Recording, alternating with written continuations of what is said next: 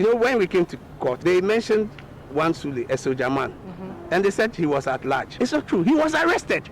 So why was he not brought here? Why is he not in custody? There are much issues. And now we are waiting patiently. Let them come. The president has been speaking about the devastating effects of political instability in Ghana and across the continent. The last 26 years have been the most stable since our independence, and we can see the dividends.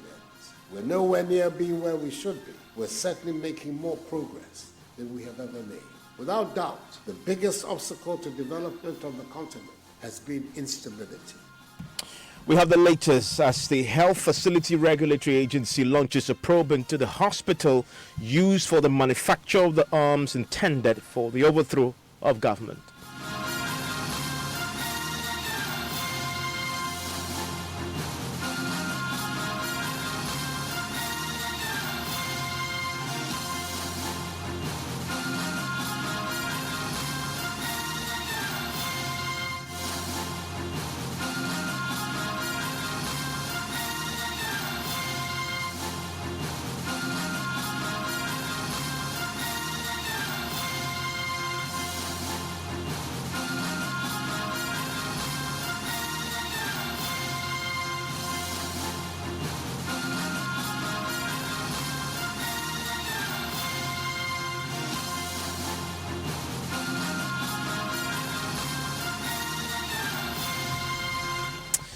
And Topstory is always brought to you by Bond Savings and Loans. Your success, our passion, also brought to you by Gasem Cement, the nation builder. Vodafone, the future is exciting, ready.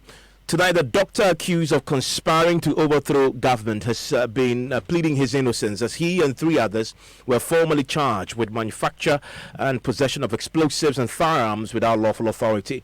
Last Friday, a security operation led to the arrest of Dr. Mark Palm and 2 others and the retrieval of several arms, explosive devices and ammunition from locations in Accra and Bawalation near Dodowa. Today, Dr. Mark Palm and his alleged accomplices were placed before court and remanded in BNI custody. Well, his hospital alleged to have been used as a base for the manufacture of weapons and improvised explosive devices is today a subject of a probe launched by the Health Facility Regulatory Agency. More on that shortly. We'll also hear from the president, who's speaking in the U.S. tonight about political instability and its effects here in Ghana and across the continent. But first, my colleague Joseph Akable was in court and is in the studio with me. First, tell us about the individuals who have been charged. We understand one person is still at large. Yes, and so there are 3 individuals who were charged today. The first person is Dr. Frederick Yao Makpam. He was, per the documents filed in court, is named as a medical practitioner. There is also Donya Ezo Kafui, a local weapon manufacturer, and Bright Alan Deborah Ofosu, who we are told is a freight manager. Those are the 3 individuals that were put before the court today. The lawyers for the accused persons disagree with this narrative about one person being at large. Yes, in fact, when I spoke to Kojoga Daudu, who is representing them, he makes the point that as far as they are concerned, that individual is a soldier that was actually arrested, and it's not a case that he's at large, as the police prosecutors have indicated in the documents that they are filed before the court. And so they say that they disagree with the narrative that seeks to suggest that that individual has escaped. He's a soldier and they want him to be charged if indeed they are committing the crime. Walk us through the charges against these individuals. And so there are 5 of them in all. The first has to do relates to, so the first is conspiracy to commit crime, that is manufacture of arms and ammunition without lawful authority. There is also conspiracy to commit crime, that is possession of explosives and firearms without lawful authority, manufacture of firearms without lawful authority, manufacture of explosives and ammunition without lawful authority, and possession of firearms, explosives and firearms without lawful excuse. Those are the 5 charges that have been leveled against them. The lawyers, their pleas were not taken from what I understand. The lawyers had some issues with this. In fact, the lawyers had asked that the court allows them to take their plea because if the state prosecutors have investigated and arrested them, they think that their plea should be taken. But the state prosecutors disagreed and said that the case was at its initial stage. They were still investigating it.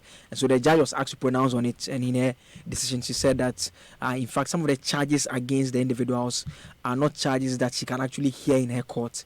Even if they admit to the crime, she cannot even sentence for some of the charges. And so she said that she knows that the prosecutors need to investigate the matter and they want to keep the individuals in custody. So she's given them 2 weeks. She expects that in 2 weeks' time, when they return, they must give her a response about the charges. If they fail to do the homework and make the necessary corrections, if need be, she will have no choice than to give an order. However, although the police were not taken in proper court, Dr. McPalm, when he was being whisked away or being brought in, managed to yell his innocence. In fact, he kept saying that I've done no wrong, you can film me, I've done no wrong. During the court proceedings, when the court went on recess for the magistrate to deliver a decision, he was actually conferring with his lawyers, and all through the process, he was recounting what exactly had happened. And we understand that the point he kept making was that when the operatives came over to his facility, they actually went straight to a generator. He was making this himself? Yeah, in fact, that's the information that we are told came from him.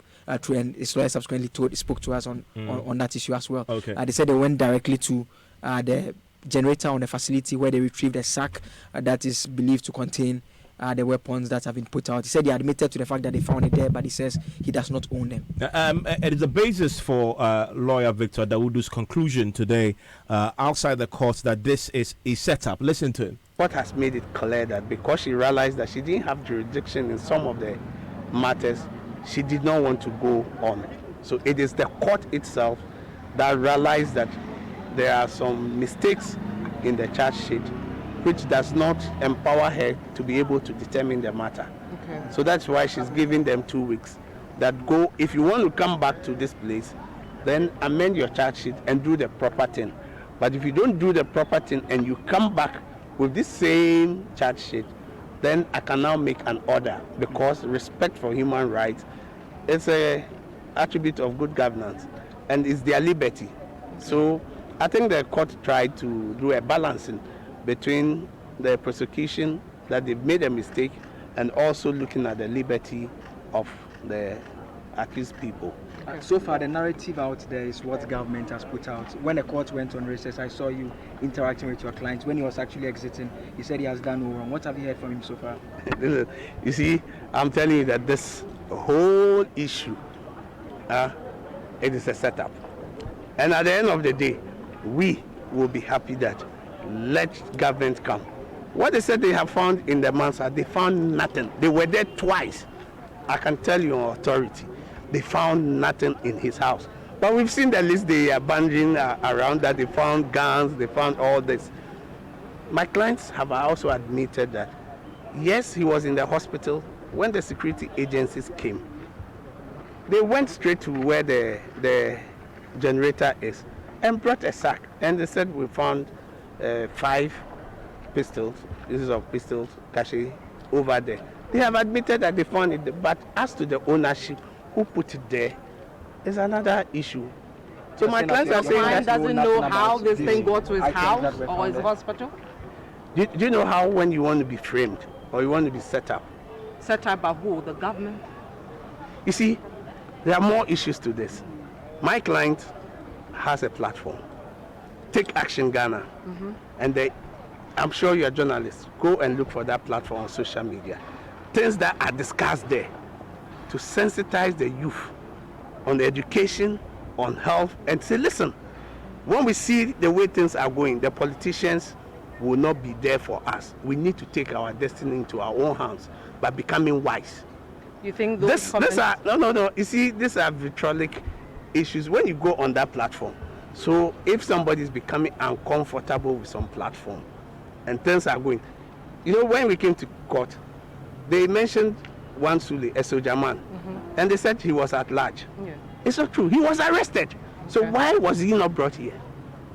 Why is he's not in custody? There are much issues. And now we are waiting patiently. Let them come. And everybody and society will see. But I can promise you, this is a dilatory matter. Government is really under pressure. The corruption issues, every day, it's in there.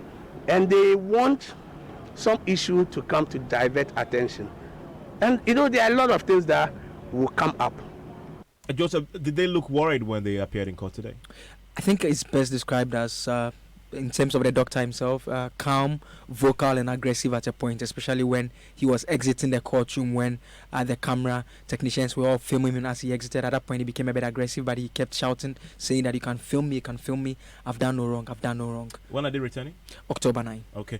In the studio with me is the chairman of the Defense and Interior Committee in Parliament, Mr. Champo. Mr. Champo, thank you for your time here on Top Story. Thank you very much. Also on the line with me is his ranking member, James Agaga. Mr. Agaga, he's also a former Deputy Interior Minister. Mr. Agaga, and a lawyer as well. Thank you, sir, for your time on Top Story, Mr. Agaga. Thank you, Evans. Yeah. Hi, James. Oh, hi, Seth. How are you? Fine, are you? I'm good, bro. Great. We'll be taking you to the community shortly where the operation happened. We'll be speaking to the people who, in fact, attend that particular hospital, which government says became a base for the manufacture. But, Mr. Champo, let me start with you on this. This is a very serious threat, as government has described it, a plot to overthrow the government and target at the presidency is no mean accusation. What's your own reaction to all this? Thank you very much, Evans. Good evening to my friend James I've spoken to already, and listeners listening to us on this conversation. I think I do not doubt the credibility and integrity of the institutions involved in this particular investigation. First and foremost, the Defense Intelligence, which is the military arm. You have the National Security Outfit, Bureau of National Investigations involved. You have the police involved. It's a clear police military intelligence combination to arrive here. And fortunately, due process is kicked in. I think it is premature for me to be making, from my position, to be making very deeper commentary, so to say, until we travel in the matter. It's still a matter which is work in progress, and we need to be a bit cautious what we say and how we say it. Mr. Gaga, you've been following this. You're a lawyer as well. This case traveled to court today for the first time. They've been charged. What's your own reaction to the latest developments to this since yesterday when the news first broke? Well, Evans, I am a bit taken aback if you consider the fact that the Minister for the Information put out a statement out there and was very categorical that the suspects arrested were actually plotting to destabilize the country by targeting the Jubilee House. Today, if you juxtapose that with the charges that have been preferred against the three key suspects who were put before court today, you'd find that the charges do not exactly support the claims made by the Minister for Information. The charges, as read by Evans, your colleague, suggest that they have been put before court for offences such as the unlawful manufacture of weapons, conspiracy to do same, and unlawful possession of firearms, etc. Those charges come nowhere near a charge of treason. Now, if you were to accept the statement made by the Minister for Information, then the appropriate charge that ought to have been brought against the three suspects would have been a charge of treason or high treason, for that matter. So I am a little bit surprised because the statement put out there then has raised tensions unnecessarily. If these are the charges the state can prefer against the three people who making, that is too serious a matter to be put out there by the government when they know very well that the charges that can actually be properly preferred against the suspects is the charges I have enumerated: unlawful possession of firearms and conspiracy to manufacture firearms, etc. Those are equally serious offenses. But you see, you don't raise the stakes by creating the impression that government is under attack. There are a group of people who are preparing to overthrow the government of the Republic of Ghana. I seriously do not think that the times we find ourselves in makes any coup attempts fashionable. But the security agencies will tell you that this is nothing. That's just something that you should not be dismissing offhand, because it evolves into something that then has a potential to destabilize. But stay on the line for me. Let me bring in your chairman, Mr. Champon. Do you see his point though about the charges? No, As is basically, represented in court, yes. and the pronouncements in the Information Ministry statement. His concern is that that may be a bit alarmist because when they went to court, that's not the charge at all. Well, I think the minister communicated the facts that they had been presented to him at the time, and technically you're going before a court, and that is a competent court of jurisdiction. You must necessarily go with the facts and evidence you have, and I think at the time that is the best way that I deem appropriate for the operatives to do, and that's exactly what they have done. This is, like I said, it's work in progress. It's not ended. They are still in investigation. So basically what briefings he had is what he sought to, put out there for everybody to do. I don't fault the... What was it prudent, though, to, in that statement, link it already to an attempt targeted at the presidency with the aim to destabilize a country when this was going to court the very next day? Was it prudent to do that at that initial stage instead of just putting out the information? It would have been a big surprise on the country just to hear that people have been arraigned before court. What was it? And we said they were... That would have found out in the charges as we have now. No, bottom line, because it is a very important and serious matter that borders on the sanctity of our state. We need to let the people know. Mind you, this is not just a matter, it is about our public safety. And this is why it is crucial. I'm not looking at it from the perspective of a coup. Modern security tells us of extreme violence and radicalism. This is the new trend which is emanating, and it's all over. Today, it's reported in Rwanda, a senior opposition leader stabbed. It's not gun, stabbed. And this will ignite, and it will just become communal. Matters you can nib in the back, you nib it right head on. Which is what you think the security just had done. Exactly. That is why I give kudos to the security apparatus. Public safety is of paramount interest to this state. Mr. Gaga, you surely should acknowledge the efforts of the men in uniform who have nipped this in the bud. Absolutely. The men in uniform on a daily basis continue to make a lot of sacrifices, more in the interest and for the sake of our national security. But you see, when the men in uniform have chalked successes by effecting arrests, I think sometimes it is prudent to allow they themselves to put out the information they think is desirable in the public domain. Look, many security analysts are of the conviction that the information that has been put out there with regards to the operation that was carried out by the security agencies could easily have been put out there by the PRO units of the respective security agencies that were involved in the operation.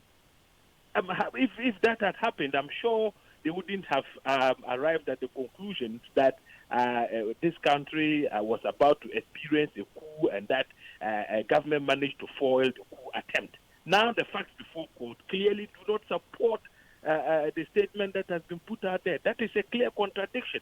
I'm saying that we must also be mindful of the fact that when we put out statements that suggest that Ghana has not gone beyond the era of coup making, what our image?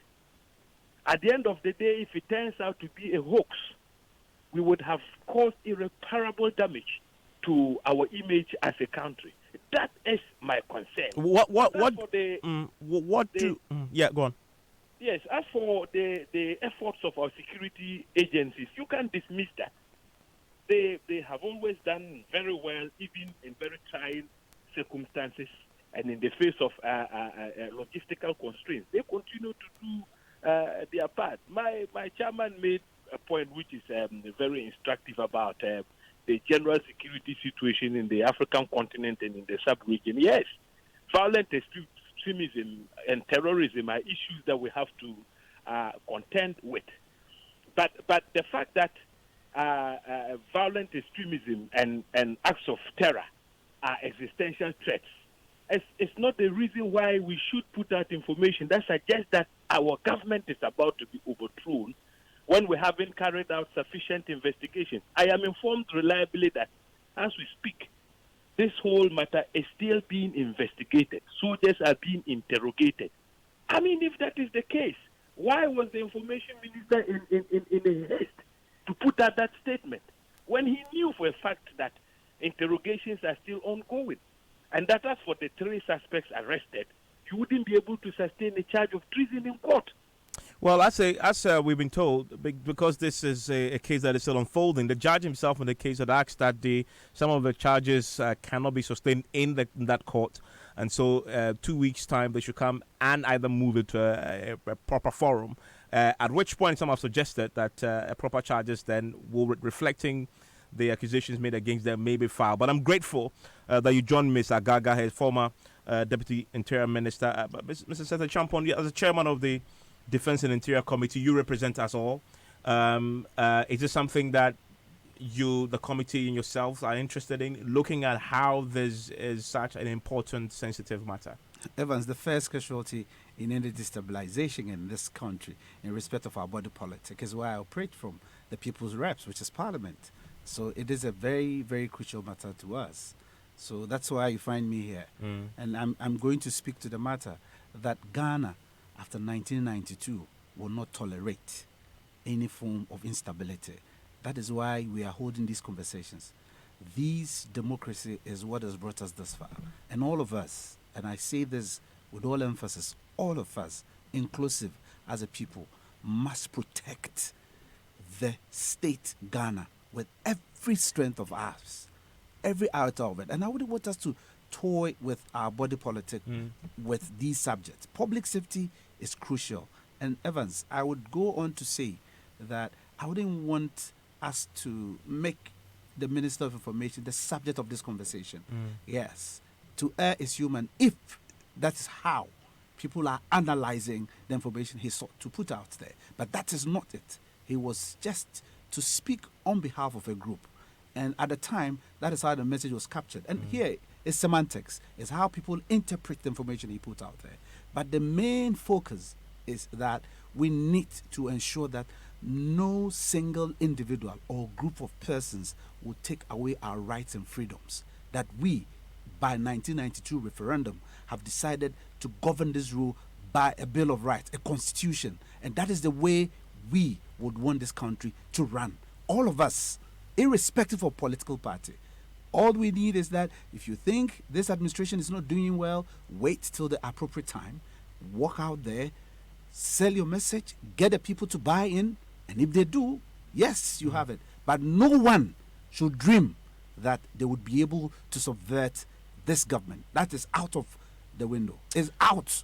Nobody would have that opportunity. And we should all focus on protecting the Constitution that we all accepted by the referendum in 1992. So, Champ, I'm grateful that you joined us. That is the chairman of the Defense and Interior Committee in Parliament. We've returned to the community today. That's Alajo here in Accra, a suburb where the arms and the weapons were reportedly retrieved from a hospital that they still, in fact, in this particular area, government says they became the base for the manufacture of these arms. The residents there say they are so shocked by the revelations. Listen to my colleague Komla Dome when he interacted with some of the people within that community.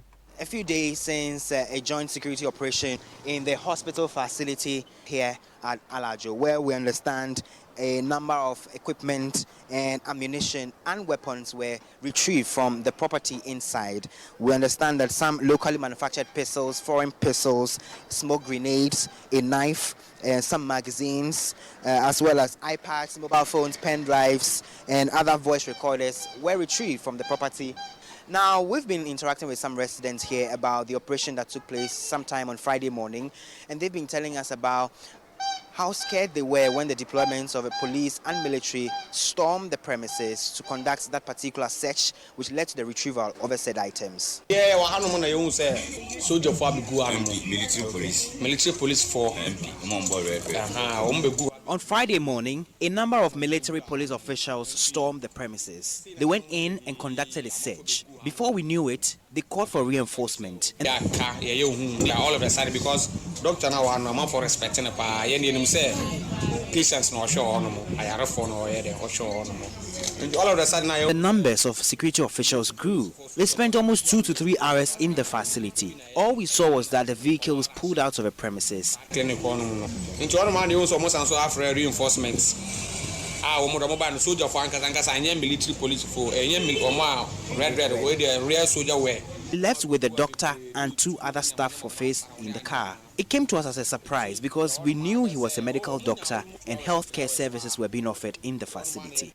Well, tonight we know that the health facilities regulatory agency has sent men, senior officers, to this particular hospital as they continue the probe into it, triggered by what has happened over the last few days. In fact, this particular hospital, we understand, is properly and duly licensed by the health facilities regulatory agencies to operate as a primary hospital. They were in the process of being downgraded from a primary hospital to a clinic because one of the doctors who initially was part of the establishment had resigned.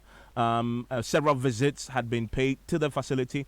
In fact, the doctor in question, McPalm, had been invited by the agency for questioning as part of the process of downgrade before this incident happened. Well, in the USA today, President Akufo-Addo has been speaking about instability, political instability in Ghana's history and its devastating impact on development and the economy, not only of Ghana, but across the continent. Listen to him. As I've said, we have work to do to make Africa the attractive home it should be. And it's an intimidatingly tall list of things we have to do. Without doubt, the biggest obstacle to development of the continent has been instability. My country, Ghana, was the first to get independence in sub-Saharan Africa some 62 years ago and opened the way for others. Until Zimbabwe in 1980 and South Africa in 1994 marked the end of the colonial rule on the continent. Across the continent, political independence did not bring the hoped-for dividend of economic prosperity, and we're being plagued with political instability. In the past 50 years, wars and famine and military adventurism have combined to reinforce the image of Africa as a troubled continent. I go back to Ghana instinctively as my example of the African experience. After decades of political instability, economic collapse, and general angst, we in Ghana eventually came to a consensus with our 1992 Constitution under the Fourth Republic. That consensus has been founded on respect for individual liberties and human rights, the rule of law, the principles of democratic accountability, and the requirements of social.